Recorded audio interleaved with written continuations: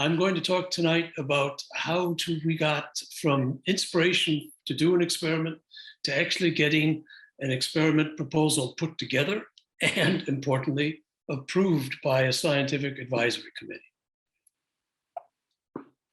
So the outline will start with an overall general summary of the development stages of an experiment. I'll essentially use the scientific method applied to high energy physics experiments. I'll specialize this method to neutrino experiments, and by then I'll have to bring you up to date on a few of the pertinent characteristics of neutrino interactions. And then I'll illustrate the method by reviewing the actual real development of the current neutrino scattering experiment, MINERvA. It's a neutrino-nucleus scattering experiment currently underway at Fermilab. So in general, when we all, and that's not just scientists, but in general, when we want to progress towards a goal, we start at the beginning. Marcela's wonderful presentation contained a survey of completed, wow, experimental results. To get to that point, experiments not only had to have a beginning, but they had to have a lot of stages in between the time they started and that wow result that you saw from Marcela. Like an artist painting or a sculptor or a musician with a new piece of music, or anyone working towards a particular goal, you go through stages before the project is finished. Tonight's and next presentation will show you the many challenging steps we experimentalists go through to obtain these resorting results that you saw in Marcela's wonderful presentation. I guess it was 2 weeks ago.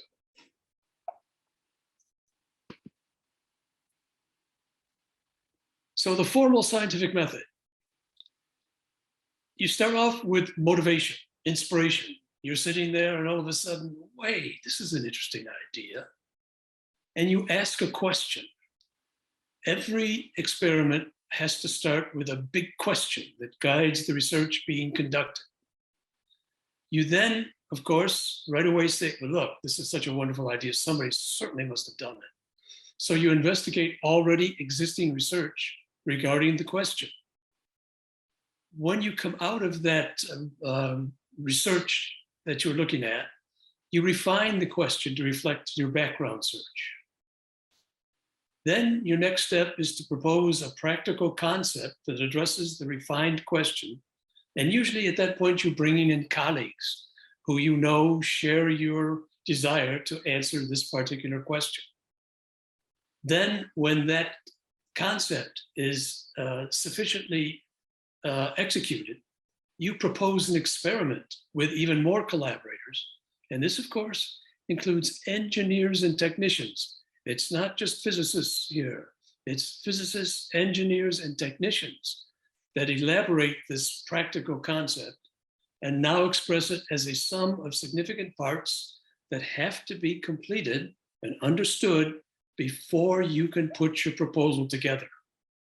Once you have the proposal put together, you then have the wonderful and enjoyable task of convincing a select panel of experts that the proposal is not only good physics, but the experiment will address your question and concept.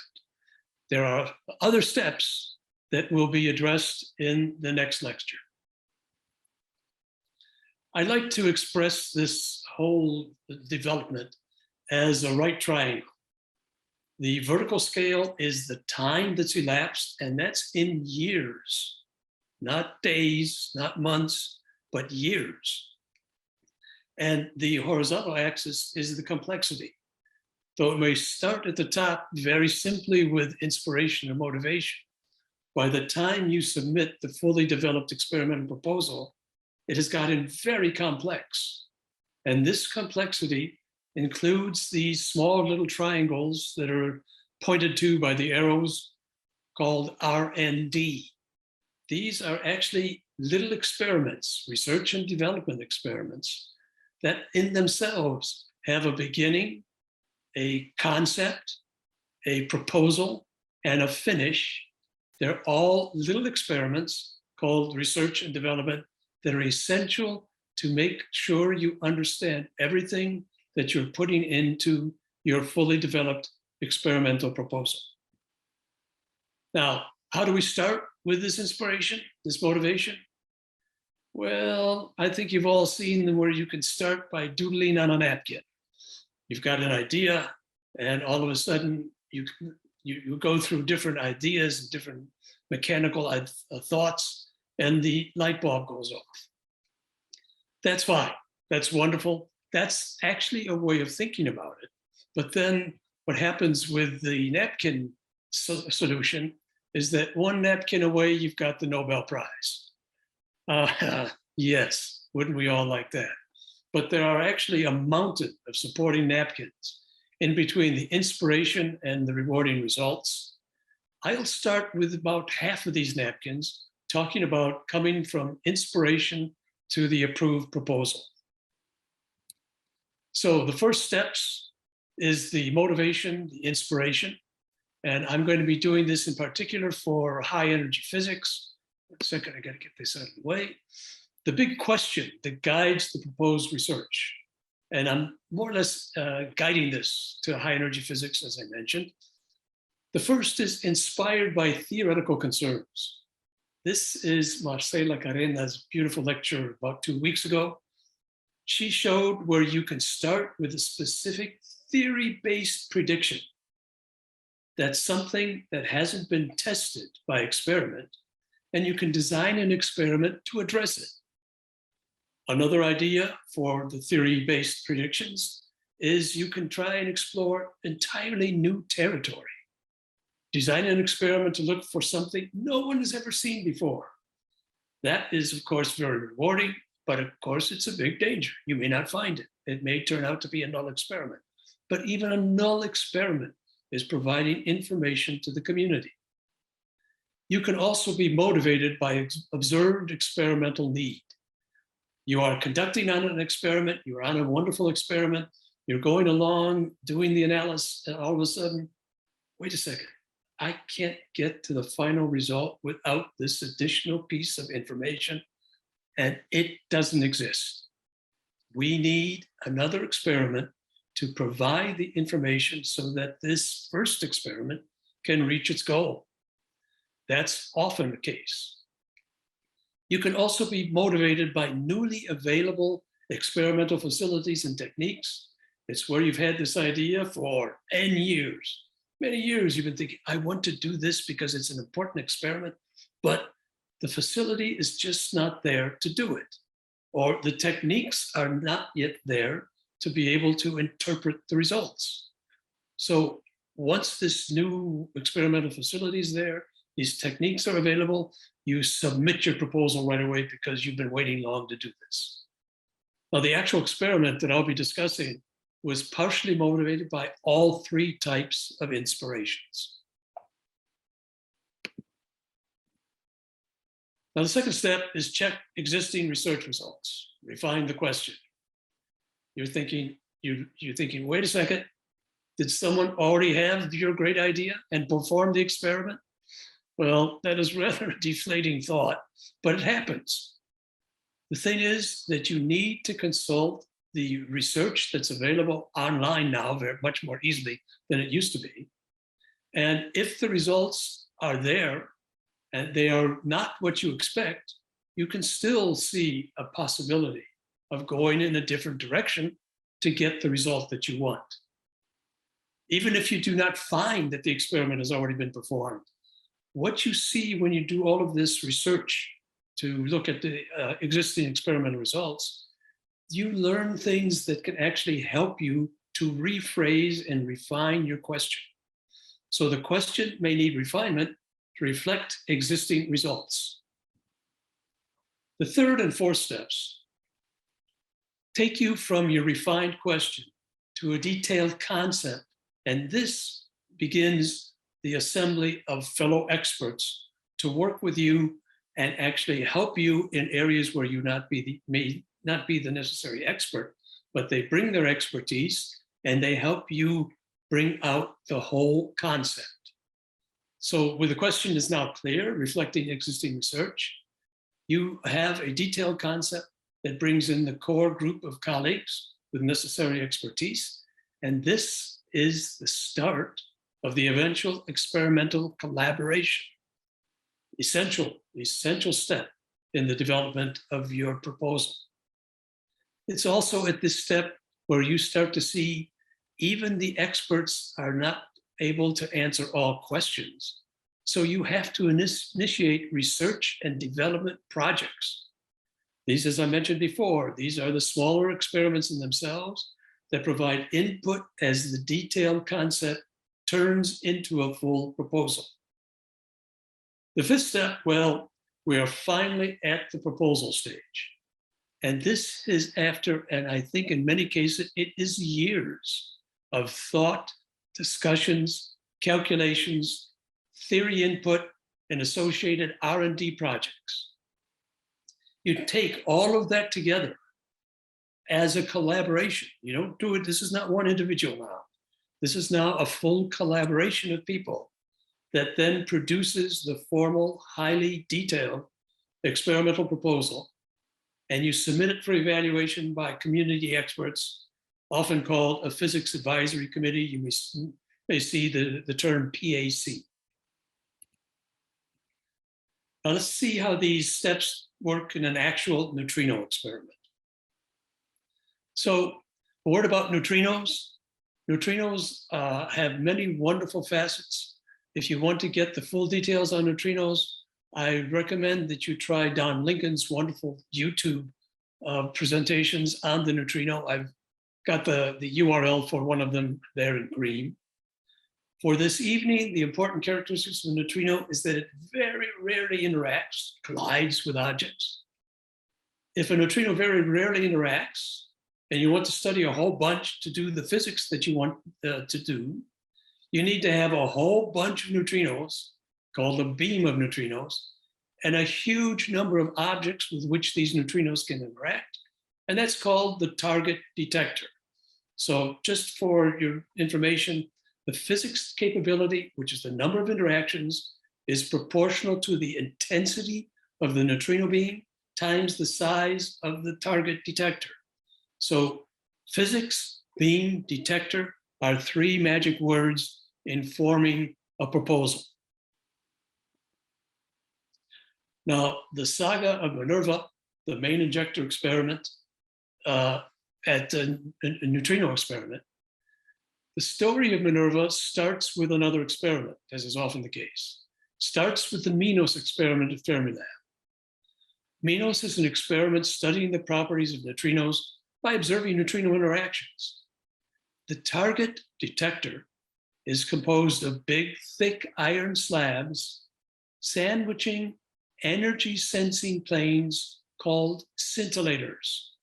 These scintillators are mostly carbon, and scintillators are a very important element of the MINERvA proposal, and they were an important element of the MINOS proposal. So scintillators, please recall what scintillators are. This is a picture of the MINOS near detector. As you can see, there's a person standing on the stairs to the left. It's a huge monster experiment, but it had to be huge to collect the number of statistics that they needed to do the physics that was proposed for MINOS. What is this? This is what a neutrino interaction with iron looks like in a MINOS-style detector. Neutrino is coming in from the left. It has no charge, so it leaves no track. It interacts in that second iron slab. It produces a bunch of stuff that comes out into the energy sensing scintillator between the second and third iron slab. And you then see these energy deposits in the scintillator as you go from left to right in the various slabs of iron sandwiching these scintillators. So this is the picture that you get. You can get, it's actually a little bit unfair because you do a little bit more. You can actually measure the energy of each of these deposits. So that's another bit of information. But essentially, this is what it looks like. Now, let's peel away the iron. This is the actual interaction. the collision. You can see all of the details of what happens when a neutrino interacts with an iron nucleus. And you see all these tracks coming out. In this case, it's neutrinos interacting with carbon. And what we wanted was we need a target detector that can show this kind of detail. That was step one, the inspiration for the eventual MINERvA. In the spring of 2001, Roy Holt from Argonne National Lab and I scribbled designs of detectors, yes, on Fermilab cafeteria napkins. We tried to come up with a design of a detector that would be able to provide this detail. So in the next 10 months, we actually perfected the design, the concept of the detector, as well as the physics that we should be able to do with that detector. And we presented 10 months later, the first introduction of the eventual MINERvA concept at the very first neutrino-nucleus scattering conference in December 2001. It was called the Proposal for a Study of Neutrino-Nucleus Scattering in the NUMI Beam. It was a collaboration of nuclear and particle physics communities led by Roy Holt and me.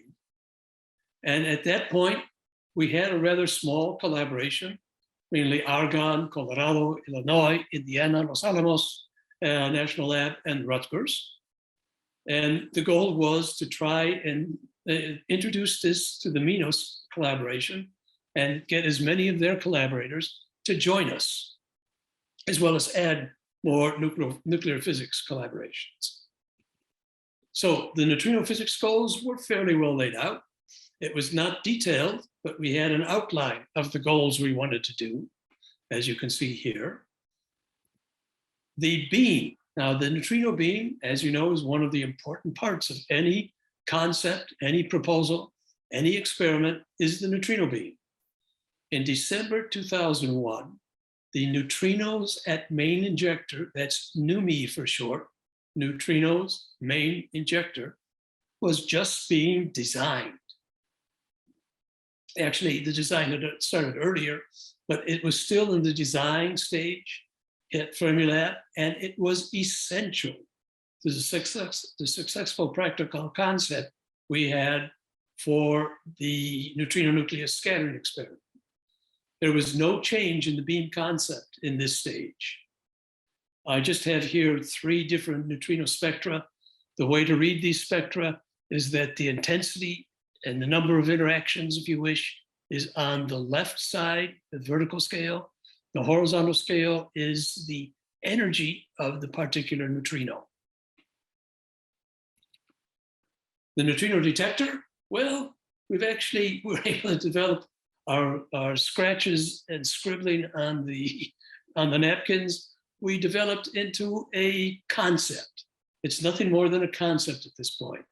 It's a conceptual design. It's with solid scintillator made up of scintillator bars that are oriented vertically or horizontally. And in the upstream half of this detector, this conceptual design, we have nuclear matter, nuclear planes of carbon, iron, and here tungsten.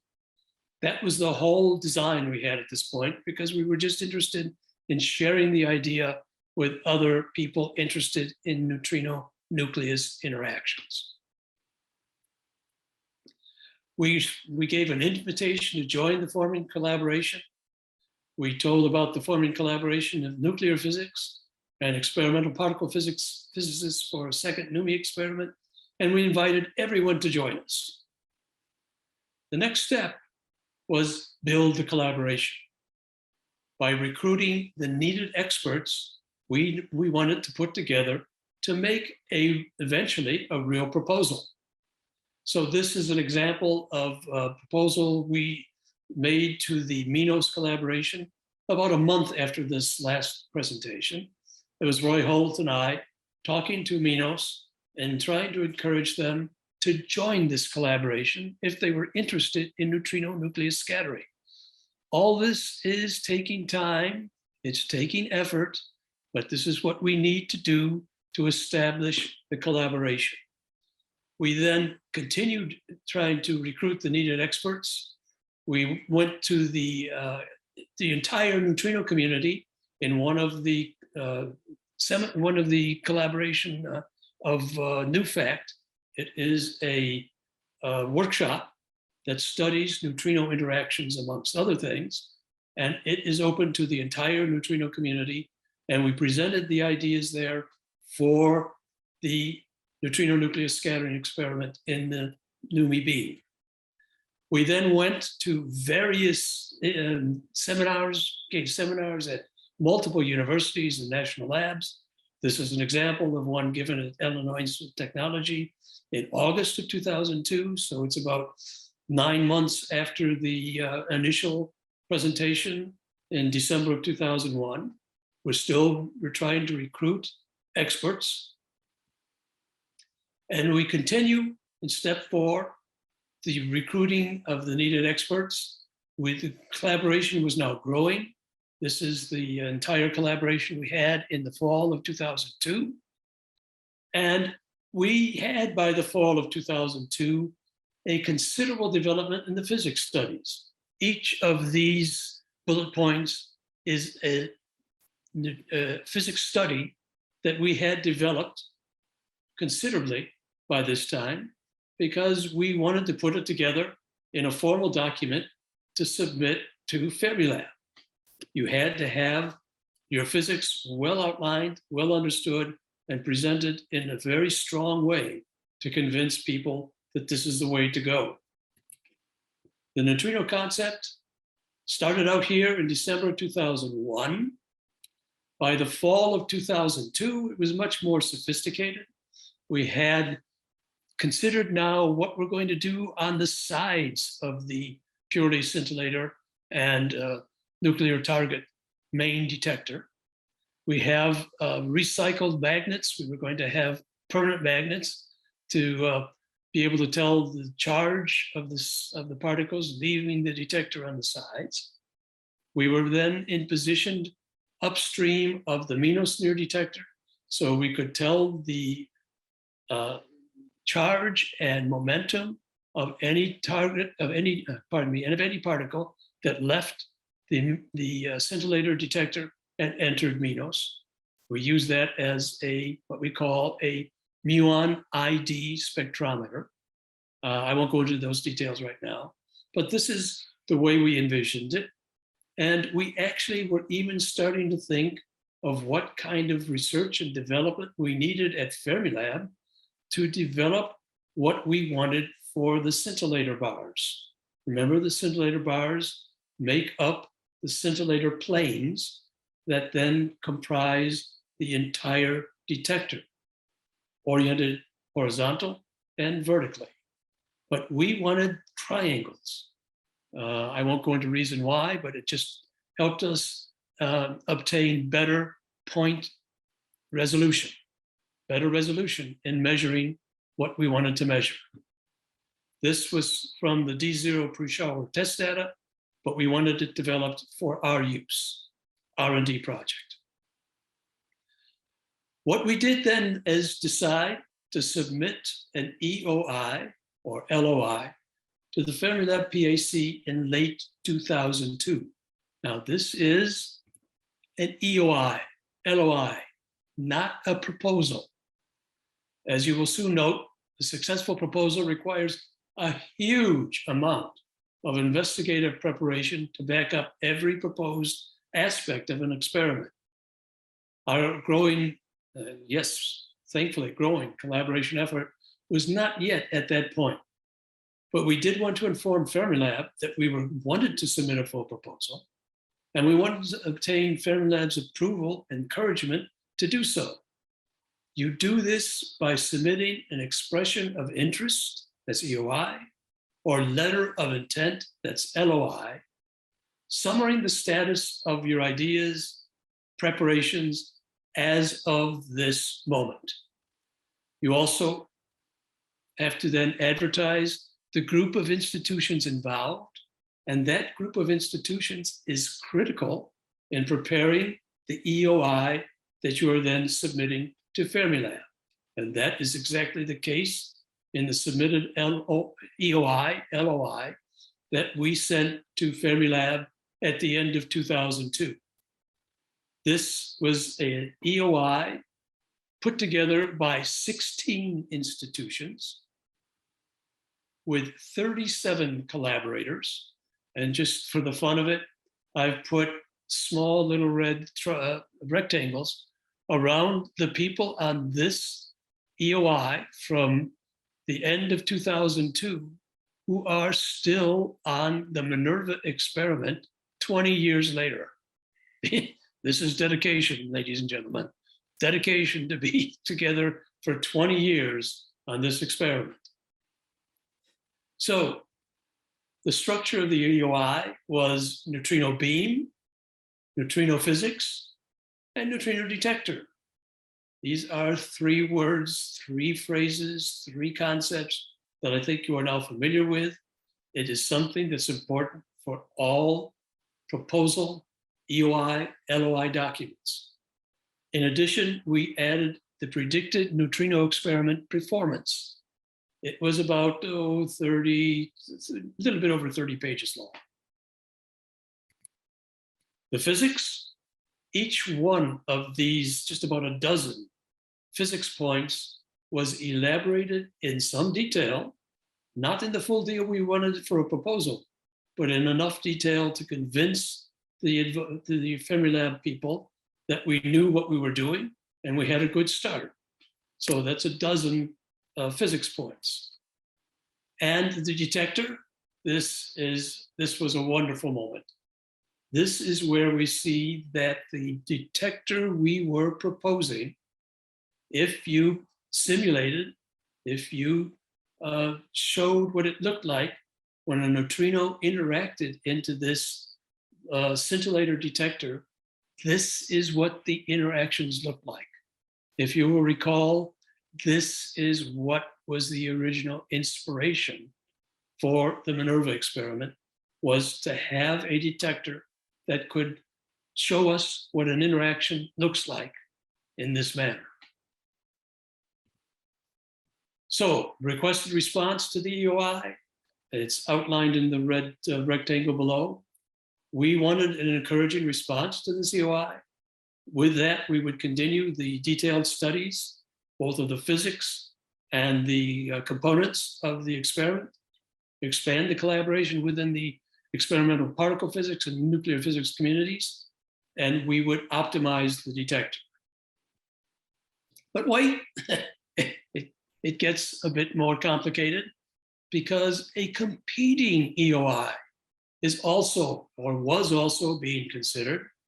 It was called an off-axis detector EOI from the University of Rochester. They were not part of the other collaboration I mentioned. Now, the University of Rochester is an excellent group with both nuclear and neutrino physics experience, composed of Ari Bodek and Howard Budd, and Steve Manley and Kevin McFarland. And I want to point out in particular Kevin McFarland, who has turned out to be an instrumental person in the success of MINERvA, both at the stage of the proposal and to this current day. He's an important person in the success of our experiment. Now, what is an off-axis detector? An experiment is when a neutrino beam is created as it proceeds downstream from the point of interaction, of production, it becomes wider. And at a certain point, you can see that the beam is wide enough that there is a possibility for an on-axis detector at the center of the beam and an off-axis detector away from the center. And what Rochester was proposing was to place a detector off-axis, away from the center. Now, what does that do? Well, they gave the neutrino beam, the neutrino physics, and the neutrino detector, the 3 important components of an EOI or a proposal. Now, the off-axis is essentially characterized by the beam that the off-axis detector then sees. For an on-axis neutrino energy detector, the energy distribution, that's what you're seeing there, it's the number of neutrinos, or in this case, the number of interactions, versus the energy of the neutrino. And you can see that the peak is quite high. It's about above 6.5 GeV, and it is a very wide distribution. That means you have the energy and the width for many, many different types of neutrino interactions. The neutrino interactions increase as the energy of the neutrino increases. So for on-axis neutrino experiments, there's a wide variety of neutrino interactions to study. The off-axis, on the other hand, has a much lower energy peak, and it is much narrower. Because of that, it has about a factor of 10 less events for a similar exposure than the on-axis experiment, but the half-width ensures that you are not being troubled with very high energy channels, very high energy neutrino interactions that through problems actually look like the neutrino events that you are searching for. So that was probably not expressed the best way possible, but it is a much cleaner experiment, an off-axis experiment, if you are searching for a particular channel that occurs in that energy peak. The Rochester off-axis EOI detector was similar to what we were proposing for the on-axis. It was, again, scintillator-based. The physics, as you might expect, because it's off-axis, is a bit more restricted. It is concentrating on total and differential cross-sections for charge current and intercurrent interactions with nucleons in the energy range of a couple GeV. Now, comparing these on-axis and off-axis EOIs, the Fermilab advisors recommended that the two groups combine and present a single united proposal. That's what we did. In March of 2003, we had our first real on-axis and off-axis group joint meeting. We entitled it to perform a high statistics neutrino scattering experiment using a fine-grained detector in the NUMMI beam. The collaboration that's presented in the colors there is the on-axis group. There is both HEP in red, the blue nuclear physics groups, and then there were theorists that I invited into the collaboration because I think theorists are essential in a collaboration to help to understand what we are doing, what we are seeing, and how to interpret our data. Plus, we included in this meeting the members of the NUMMI off-axis and booster neutrino scattering collaboration. This particular meeting, the goals of this combined meeting, was to organize ourselves for proposal preparation. We wanted to have detector studies, what is included in proposal, who leads the efforts. We wanted to develop tools for physics studies, form groups, who leads which effort. We wanted physics motivation, stress the long-term and multi-phase programs. We had a large group of things we wanted to accomplish in this meeting. It's also nice to note that the name MINERvA came from this meeting. Over beer and pizza, we scribbled down possible names written on a paper bag, not napkins. Among the contenders, the popular Anubis, a neutrino beam for inelastic scattering. Anubis is the god of the underworld, and that seemed appropriate for an underground detector, which MINERvA is. After considerable discussion and even more laughter, the choice was for a Jefferson Laboratory proposal, MINERvA Main Injector Experiment New A where A is a nucleus, neutrino-nucleus. So the conclusions, I will just skip many of the details there and go to the bottom and emphasize that we found a very encouraging response from the Fermilab PAC to produce a formal proposal. And we established in this meeting a joint 3-group effort to develop a detector that would then be introduced into this proposal. So this was an important meeting where we started working on our proposal together, the physics and the detector. The beam was being done by Fermilab. We had very little to say about the beam at this point. So Kevin McFarland then went on to advertise this new combined collaboration at a new fact, a conference in June of 2003. He talked about the neutrino scattering experiments at NUMMI, the booster, and JPARC. So in addition to MINERvA, he was also talking about other neutrino scattering experiments. He talked about the physics topics, the beams and detectors, of course. He presented the conceptual design that we had for MINERvA at that point. And he asked the many people that were at this meeting to join us in this MINERvA neutrino experiment. Finally, we come to the collaboration proposal. Now, the collaboration proposal is, again, a huge undertaking. It's done by the whole collaboration. There are not individuals here. This is a collaborative effort put on by the 52 collaborators that are listed there. They are from 15 institutions, and the collaboration proposal that we submitted was done in December of 2004. That's 3 years. 3 years of intense preparation to get this proposal done from the time it was first introduced in December 2001 as a concept.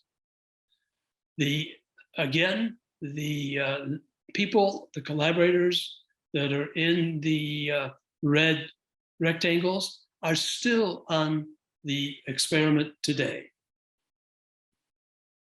The physics, motivation, and goals was at this point 60 pages.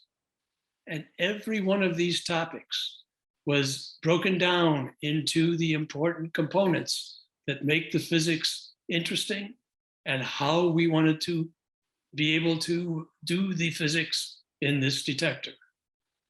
There are 60, as I say, 60 pages of these 8 topics in this proposal.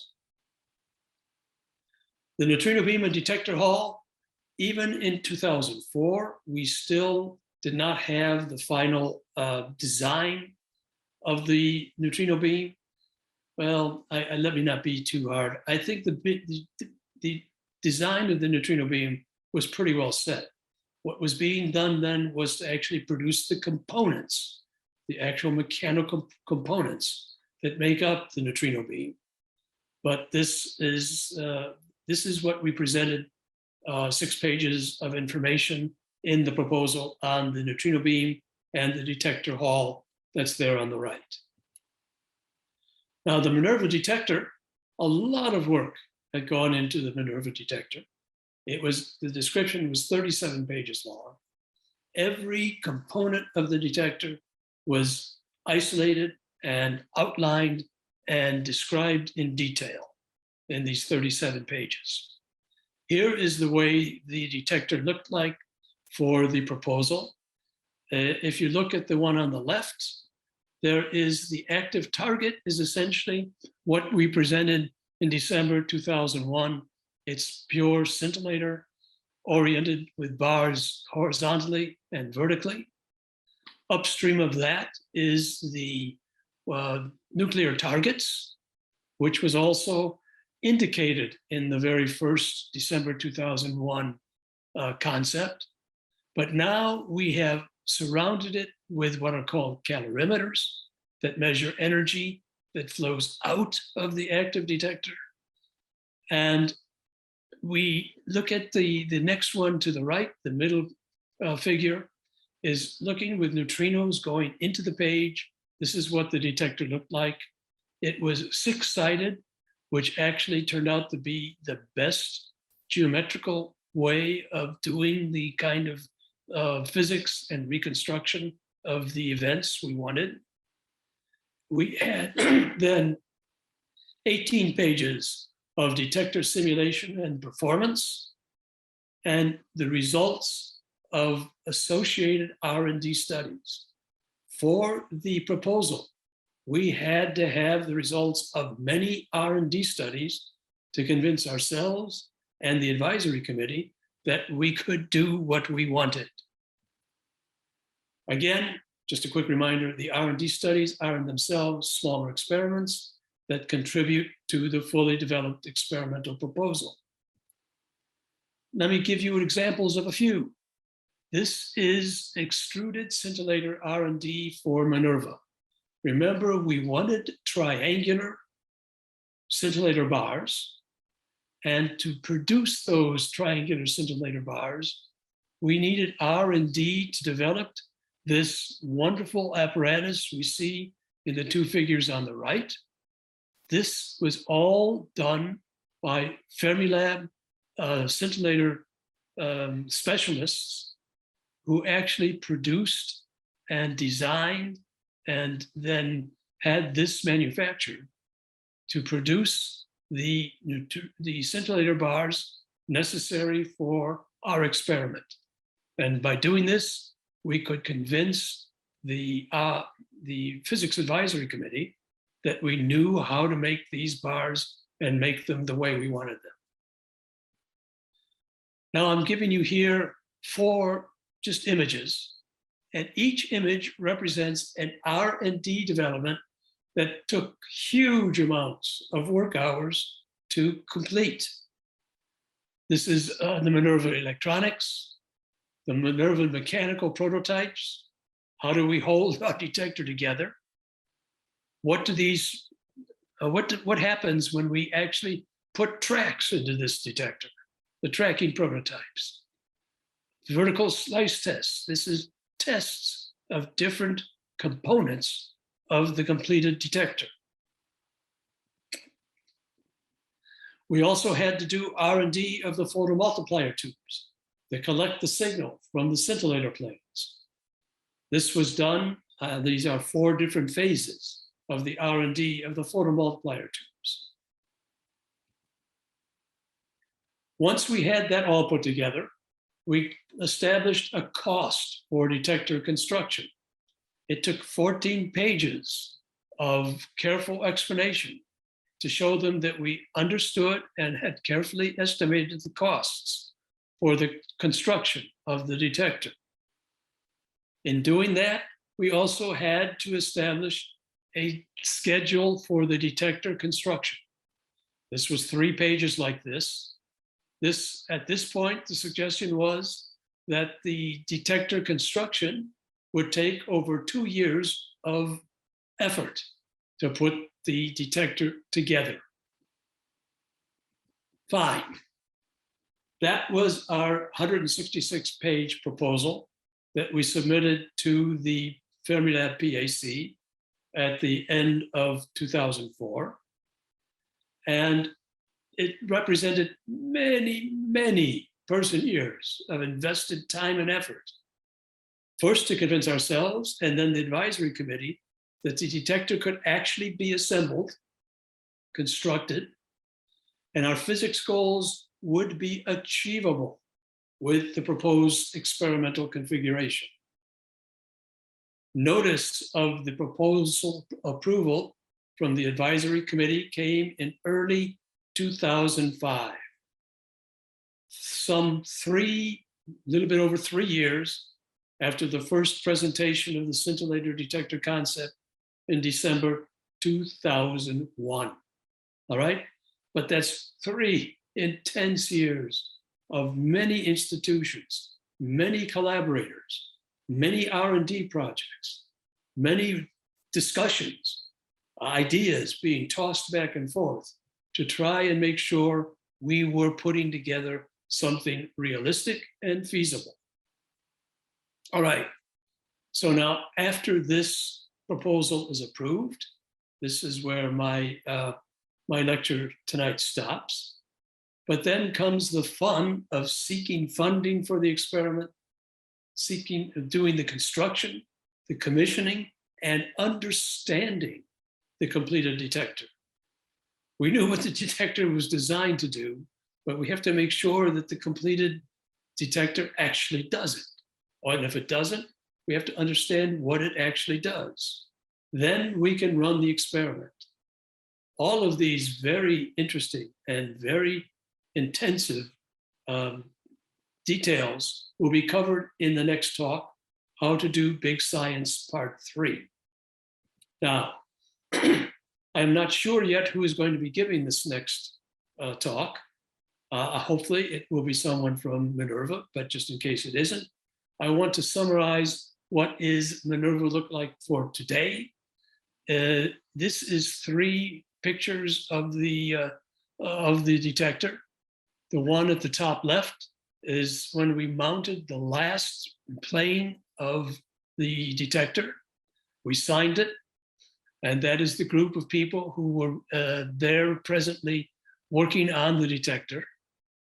The detector itself is shown in the bottom, and the figure at the right is a drawing of what the detector looks like with what are called phototubes coming out of the top.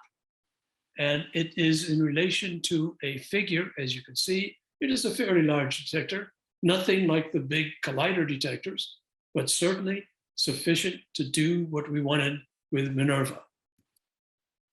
And MINERvA today, let me point out that the first co-spokespersons were Kevin McFarland, who I mentioned was instrumental and is instrumental in the success of MINERvA, and myself. The current co-spokespersons are Deborah Harris and Laura Fields.